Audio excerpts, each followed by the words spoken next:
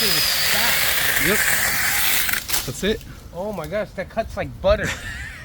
Wow, this thing is really... All right, today we're gonna bring a mini chainsaw. All right, just make sure you run the actual machine itself, pump it up a couple times, put your safety goggles, and then you start cutting. So I started cutting this, all right? I'm gonna start doing it again.